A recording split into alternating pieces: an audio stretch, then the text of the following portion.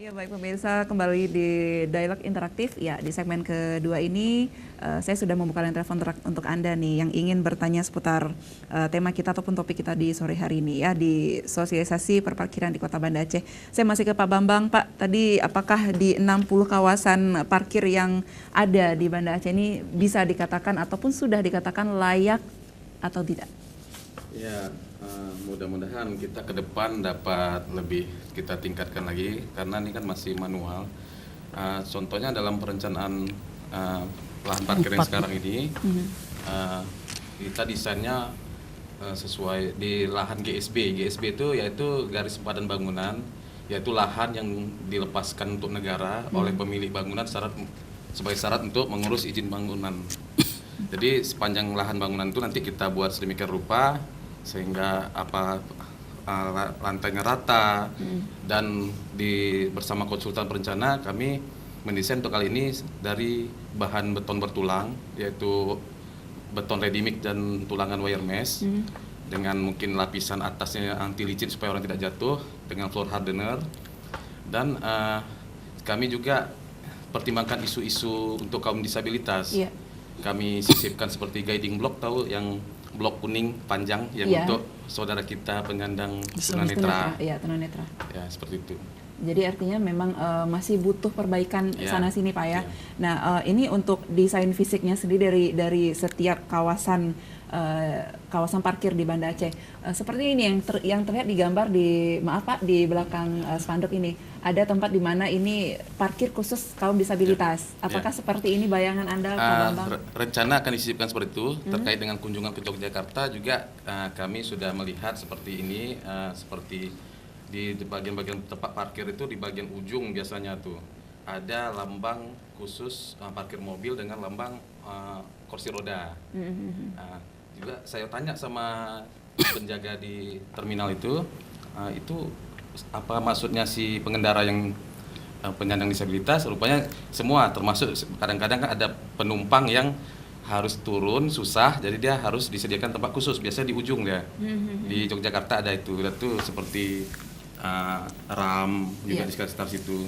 Baik. Nah, silakan menelpon ya pemirsa di 0812 7940 7106. Ini seru sekali tema kita di sore hari ini karena memang Banda Aceh masih bisa dikatakan masih kurang juga ya Pak ya untuk kesadaran bagaimana memarkir kendaraan dengan baik dan benar.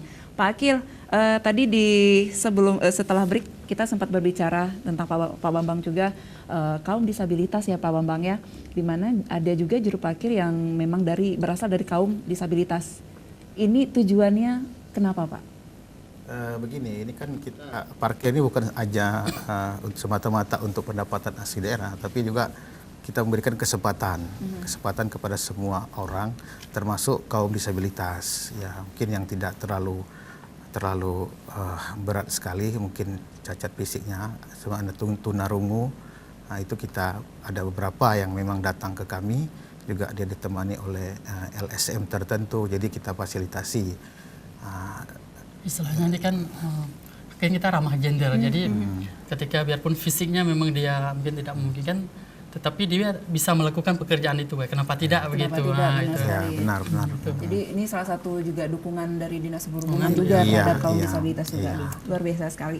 Pak masih menjadi misteri juga nih bagi kami orang awam sebenarnya untuk setoran parkir perharinya yang disetorkan oleh juru parkir ke Dinas Perhubungan nih berapa, kemudian prosedurnya seperti apa, jangan sampai nanti ada pungutan liar lagi nih Pak. Oh iya, ini kok setoran parkir perharian itu bervariasi. Ya itu tergantung lokasinya kan. Tapi yang pasti ada yang terendahnya 15.000, tertingginya 800.000, tergantung lokasinya, bervariasi. Sebelumnya kita juga melakukan survei dulu. Kita survei dulu dengan petugas kami, dengan tim survei kami. Itu kita survei berapa pendapatan juru parkir di situ hariannya, kemudian jumlah kendaraannya di satu lokasi, antara luasnya area lokasi, kapasitas parkirnya, durasi keluar masuknya pengguna jasa parkir, baru kita tentukan besaran restribusi parkir hariannya, gitu. Berarti jelas sekali untuk setorannya sendiri dilihat dari tempat keramaian ataupun tidak ya Pak Akil. Iya benar. Ada yang ditambahkan Pak Madani, silakan. Terkait dengan yang tadi, memang setelah kita lakukan kajian terhadap potensi parkir di tepi jalan. Jadi kemudian bagi hasil dengan juru parkir itu kan sesuai dengan di kanun 65% untuk juru parkir dan 35% untuk PAD Pemko Banda Aceh. Baik. Jadi memang 35% yang menjadi setoran ke Pemko Banda Aceh dari dari kawasan parkir yang kelola oleh juru parkir tadi. Iya, Gitu. iya. Nah, Pak Mardhani, ini tentang inovasi ya. Kita Iya, baik. harus ada kemajuan dan perubahan yang pastinya. Di air parking yang di Kota Banda Aceh, selain di tempat pelajaran umum nih ada di daerah samping warung kopi Cut Nun ya. Iya, betul. Tapi kita masih melihat juga ini entah masyarakat yang belum mengerti, tidak tahu, kurang informasi atau bagaimana cara dari Dinas Perhubungan dan juga dari Pak Mardhani sendiri nih mensosialisasi ke masyarakatnya. Baik, mungkin sekilas dulu ke belakang ya mungkin. Jadi kan visi dari Wali Kota Banda Aceh itu kan mewujudkan Banda Aceh gemilang dalam cikai syariah. Nah, kita dari segi perparkiran ini bagaimana agar bisa Banda Aceh jadi gemilang. Jadi kalau selama ini kan pengelolaan parkirnya bersifat manual nih. Jadi dengan sistem konvensional lah kita bilang, jadi orang membayar secara cash. Nah, kalau yang kita ingin lakukan ke depan ini kan yang pertama tadi melalui e-parking. Nah, yang e-parkir memang ada dua juga dia. Yang sudah kita lakukan ini e-parkir yang bersifat off street, ya ini yang memang kawasan mungkin yang seperti mungkin contoh dulu yang sebagai pilot projectnya itu kan yang di Penyak Mekam tadi. Jadi di sini memang masyarakat mungkin belum terbiasa begitu untuk parkir di tempat itu. Mungkin masyarakat melihat kalau parkir di kawasan itu mungkin tarifnya mahal begitu. Padahal yang lokasi yang sudah kita buat ini tarifnya masih flat, masih tetap kalau untuk kendaraan roda 2 1.000 dan roda 4 itu 2.000. Jadi tarifnya masih flat. Dan sebenarnya ketika masyarakat memarkirkan di lokasi yang kawasan ini kan lebih tertib. Kemudian juga di lalu lintas di jalan sudah lancar. Tidak mengganggu. Mungkin selama ini mungkin karena masih satu begitu ya, jadi kan persepsi masyarakat mungkin belum terlalu bagus. Kemudian juga mungkin dari pelaku usaha mungkin dia merasa mungkin sedikit. Padahal mungkin kemarin itu hanya sebentar waktu proses pembangunannya saja. Waktu proses pembangunan lahan parkir memang itu sudah terganggu lah secara kegiatan bisnis pelaku-pelaku usaha. Tetapi setelah itu yang saat ini sedang berjalan, mungkin sebenarnya rata-rata kalau kita lihat tingkat perparkiran itu juga tinggi begitu. Mungkin kalau kita lihat mungkin di sore hari juga sebenarnya penuh lahan parkir itu begitu kan. Jadi untuk ketika mereka sudah berparkir kan pasti mereka akan masuk untuk duduk di warung-warung kopi yang sudah ada. Namun ketika nanti sudah ada lokasi-lokasi lain pelataran kawasan parkir yang bisa kita buat sama, tentu jika masyarakat mungkin akan lebih terbiasa begitu untuk parkir di lokasi kawasan parkir itu. Kita harus menggeser budaya masyarakat juga dari tentunya parkir di pinggir jalan, badan jalan, kemudian kita akan geser ke parkir di luar badan jalan. Karena kan itu untuk juga menjaga ketertiban dan kelancaran lalu lintas. Betul sekali. Nah, jadi mungkin masyarakat belum terbiasa aja, atau mungkin beranggapan bahwa kalau parkir pinggir jalan dengan parkir di dalam tempat parkir itu mungkin bisa parkir progresif. Sebenarnya tidak, ya tetap pungutannya tetap 1.000 dan 2.000. Hanya belum terbiasa saja. Makanya kami dari Dinas Perhubungan mencoba untuk membenahi jalan kita, bagaimana parkir bisa tertib, jalan juga bisa lancar. Jadi sama-sama menguntungkan antara pengguna jasa parkir juga pengguna jasa lalu lintas umum. Kemudian saya tambahkan juga sedikit, yang di kawasan parkir yang sudah kita buat ini memang ini kan menggunakan barricade. Jadi masyarakat ketika masuk dia kan ada tombol barricade, kemudian nanti melakukan pembayaran waktu keluar. Memang untuk yang saat ini memang masih pembayaran masih manual.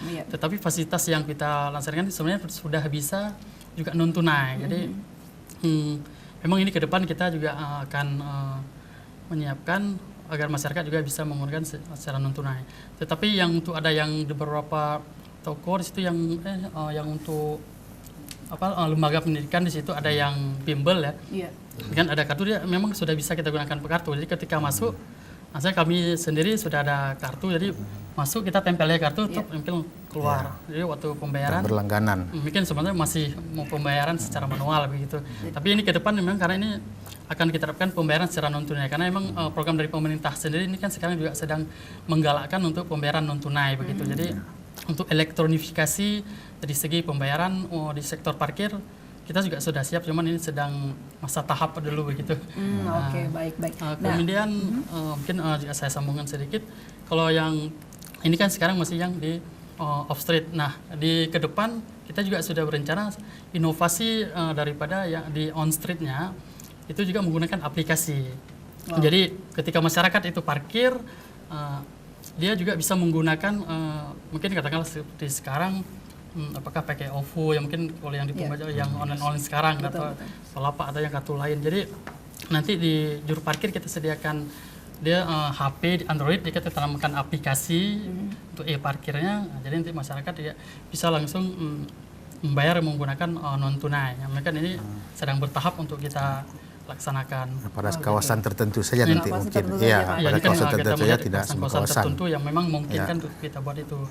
Karena kan ini kan istilahnya untuk mengurangi daripada mungkin kalau istilah orang mungkin mau kebocoran-kebocoran dari parkir. Makanya dengan menggunakan inovasi-inovasi ini kan istilah pada ujungnya kan kita untuk meningkatkan PAD begitu. Baik. Nanti dengan inovasi yang tadi sudah Pak Mahdadi dijelaskan sekali ini kan juga luar biasa sekali idenya. Betul. Pak. Nah tapi dengan andai kata ini bisa berjalan dengan sukses dengan pembayaran elektrik non tunai, tarifnya juga sama dengan apabila kita membayar cash. Ya untuk dengan ketentuan regulasi yang ada sekarang ini masih tarifnya flat begitu. Baik. Tetapi ada beberapa titik yang memang dia tidak punya kawasan parkir, tapi menggunakan badan jalan. Nah, itu kita sedang menyiapkan draft perubahan regulasi itu bisa bersifat progresif. Baik, jadi mungkin ada beberapa titik yang mungkin seperti Dapu Kopi di kawasan Simpang Surabaya, dia kan memang sudah padat begitu, jadi menggunakan badan jalan. Jadi istilahnya kan ada kompensasi ketika di situ kita kan orang berlama-lama otomatis ketika ada orang tambah lagi jadi makin padat begitu. Nah, jadi ada kompensasinya kepada pemerintah itu. Ada tarif yang dibayar itu lebih mahal. Yang harus dibayar lebih mahal sedikit. Atau kalau mereka masyarakat tidak membayar lebih mahal berarti yang berlama-lama seperti artinya begini, kapasitas parkirnya terbatas, pengunjungnya besar seperti Pasar Aceh. Pasar Aceh kan kapasitas parkir terbatas, kemudian pengunjungnya juga banyak. Apalagi sekarang pasar-pasar udah dari pasar tradisional bergeser ke pasar modern, di mana dilengkapi dengan AC, dalamnya dingin, sehingga orang lupa bahwa orang lain juga butuh parkir. Makanya di tempat-tempat gitu kita coba untuk membuat nanti draft regulasinya agar tempat yang memang mempunyai kawasan parkirnya kapasitas parkirnya terbatas kita buat progresif. Artinya siapa saja yang boleh parkir di situ, dia harus berani bayar mahal, bayar tinggi karena kapasitas tempat terbatas. Mungkin itu. Baik, ini jadi ada fasilitas, ada harga begitu Pak? Iya, benar. Jadi kalau belanja nggak usah lama-lama. Iya, karena pasar kita kan sudah modern semua, sudah sejuk di dalamnya. Baik. Pak Bambang, untuk masalah desainnya, saya ingin tadi menjelaskan tentang yang ada di Jogja. Bayangan Anda ingin diaplikasikan nanti seperti itu mungkin Pak Bambang. Tapi bagaimana cara memasukkan kearifan lokalnya sendiri dari Acehnya agar kental dalam desain tersebut Pak Bambang? Ya, setelah kunjungan ke Jogja pada umumnya sama dengan yang kita rencanakan sebelumnya. Malah ini saya tengok di daerah Malioboro ada gedung parkir khusus berlantai 4 tadi. Cuma kami juga jadi keingin mengusulkan kepada dinas agar daerah CBD atau Central Business District seperti Pasar Penayung kan itu sangat macet.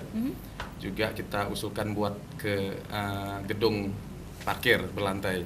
Jadi memang khusus untuk parkir saja. Ada wacana ke situ, ada tanah pemerintah daerah Los Pisang Los Pisang. Kita nanti coba cari konsultan, kita buat anggaran untuk perencanaannya. Jadi di Aceh di Penayung itu orang tidak padat lagi harus masuk ke dalam gedung parkir itu. Oh, lebih ribet lagi dong Pak jadinya. Tidak efisien kalau menurut masyarakat. Mereka harus masuk ke gedung, kemudian memarkirkan, kemudian mereka jalan kaki. Ya itu memang permasalahan dilema di kota-kota besar. Setelah kami tanya memang awalnya seperti itu. Awalnya pasti semua nggak suka seperti yang tadi parkir pakai barrier gate itu ribet katanya. Tapi lama-lama kita tuntun, lama-lama mereka akan terbiasa karena di pinggir-pinggir jalan itu akan mengakibatkan kecelakaan. Kita kan lebih mementingkan nyawa seorang atau ya kan atau kehilangan harta benda apabila terjadi kecelakaan. Jadi lama-lama kita arahkan ke sana nanti. Itulah masalahnya sekarang kan masyarakat kita itu dia ketika mau belanja di toko A, maunya parkirnya di depan toko A begitu. Mau dekat saja. Mau dekat saja gitu kan. Harusnya kan itulah ketika kita menyiapkan satu gedung atau katakanlah kawasan parkir, jadi masyarakat parkir dia lalu berjalan kaki untuk berbelanja. Jadi kan tidak mengganggu akses lalu lintas di lokasi itu. Lalu lintas dapat nyaman. Oke, ini anggap saja saya adalah perwakilan dari suara ibu-ibu ya. Ya, begitu. Iya, biasa ibu-ibu tuh mau belanja kan, mau Betul dekat sekali. ya kan. Apalagi bawa anak ya nggak sih, kemudian belanjanya juga luar biasa sekali banyak, kemudian dia harus jalan kaki. Mungkin Pak Bambang bisa difikirkan bagaimana cara untuk mengubah paradigma dari masyarakat tersebut agar mereka mau diajak, ayo kita berubah. Ya, bisa kita nanti lakukan sosialisasi, kita buat acara-acara event-event, kita kasih perbandingan dengan daerah-daerah lain yang sudah terjadi seperti itu. Kita undang nanti dari daerah lain awalnya gimana. Memang maksudnya gara-gara mungkin akibat kita ingin nyaman sendiri akan mengakibatkan kesulitan ke orang lain. Jadi nanti mungkin sesuai kalau anggaran kita banyak, kita bisa buat fasilitas-fasilitas mempermudah untuk jalan kaki ke dalam daerah pasar tadi atau fasilitas-fasilitas jalan skywalk yang ada di daerah-daerah kota besar. Mungkin kita akan mengarah seperti itu. Jadi untuk penataan sebuah lahan parkir di Kota Banda Aceh untuk yang lebih baik harus bisa berkorban, begitu Ya, Pak ya? benar. untuk semua masyarakat. Semuanya, dan ini juga kebaikan juga untuk kemajuan dan juga perubahan dari Kota Banda Aceh sendiri. Jangan hanya ini terpaku dalam satu yang masih tradisional begitu Pak Bambang ya. Kami masih mengundang untuk Anda yang ingin bertanya seputar topik kita di sore hari ini. Jangan lupa ya, kita masih menunggu sampai segmen ketiga.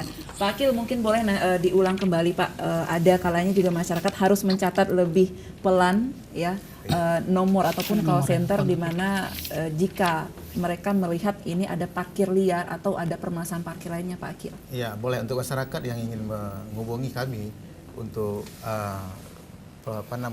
permasalahan di perparkiran, boleh dihubungi ke nomor 08 116807 816. Itu nomor itu sudah tertera di rompi, di rompi parkir. Kemudian untuk langsung ke bidang parkirnya bisa ke nomor 0853 81 89 8511. Itu langsung ke bidang parkir. Mungkin bisa kita tanggapi langsung permasalahannya. Baik. Pak Madani, kita melihat masyarakat ini sepertinya sulit sekali ya untuk diajak memahami betapa pentingnya sarana umum juga. Mungkin nanti Pak Bambang boleh ditambahkan, boleh Pak ya. Fasilitas seperti saya melihat di Simpang Surabaya ini jelas sekali di mana ini ada pelebaran jalan, tapi bukan difokuskan untuk kendaraan, tapi di jam-jam tertentu ini menjadi lahan parkir. Sebenarnya seperti apa solusinya Pak Madani? Ya, di Simpang Surabaya memang sebenarnya kan jalannya kan agak lebar begitu kan, karena sempat setelah penyelesaian flyover Simpang Surabaya memang yang di jalur sebelah kanan, kalau kita daerah kota sebelah kanan itu digunakan untuk lahan parkir. Karena sebenarnya memang itu tidak boleh untuk lahan parkir karena dia masih kategori jalan nasional, karena memang juga bisa mengganggu daripada pengguna kendaraan lainnya begitu. Memang mungkin kalau dilihat sekilas lebar begitu jalannya begitu kan. Iya. Tetapi ketika jalurnya padat begitu juga akan terjadi kecelakaan. Dan memang kita juga sudah sering menghimbau sih sebenarnya juga ada melalui mobil siaran keliling untuk kepada masyarakat agar untuk lebih tertib lah dalam berlalu lintas. Kemudian juga kita juga melakukan ada sosialisasi ke sekolah-sekolah memang kan untuk memberikan himbauan kepada anak-anak sekolah begitu. Ya mungkin kan mereka juga bisa menyampaikan informasi kepada keluarga mereka begitu kan. Jadi kita memang mungkin dalam hal kesempatan ini juga menghimbau kepada masyarakat begitu, mungkin kepada pemirsa Aceh TV juga untuk pergunakanlah lahan itu memang khusus buat parkir. Kita tahan dulu Pak ya, Pak Madani silakan. Halo, Assalamualaikum. Halo, Assalamualaikum, Anda sudah terhubung dengan Aceh TV, silakan. Dengan siapa? Halo, masih menunggu, silakan dicoba kembali. Halo. Ya, halo Bapak. Ya, ini mau tanya Bu. Ya, halo Bapak Arwin di Aceh Besar Bapak, selamat sore. Selamat sore, Bu. Iya, silakan Bapak Arwin, punya pengalaman parkir liar Pak atau punya pertanyaan? Saya parkir di masa parkir nih, Bu. Silakan Pak. Itu sering kejadian kecelakaan, Bu, di Simpang Surabaya. Itu kan sudah dilarang parkir. Tapi ada juga tukang parkir mengambil parkir di situ, Bu, di Simpang Surabaya. Simpang Surabaya. Bapak ini Iya. pengelola usaha atau bagaimana Pak? Kita pengemudi jalan, Bu, tengah jalan. Baik. Aha. Permasalahan yang ingin Bapak tanyakan apa ini Pak Arwin? Itu apakah ada izinnya, Bu, tukang parkir yang di Simpang Surabaya kan itu dilarang parkir, tempat usaha yang jualan-jualan itu. Dia saya tanyakan apakah ada izinnya tukang parkir mengambil parkir dilarang parkir, Bu. Itu aja. Baik. Terima kasih Pak Arwin. Terima kasih, Bu. Ya, assalamualaikum Pak Arwin. Baik. Nah, kami masih menunggu penelpon lainnya, ya, di segmen ketiga. Tapi nanti pertanyaan dari Pak Arwin akan dijawab nanti ya Pak ya, di segmen ketiga. Jangan kemana-mana pemirsa. Pak Arwin, tahan ya Pak. Kita akan kembali sesaat lagi.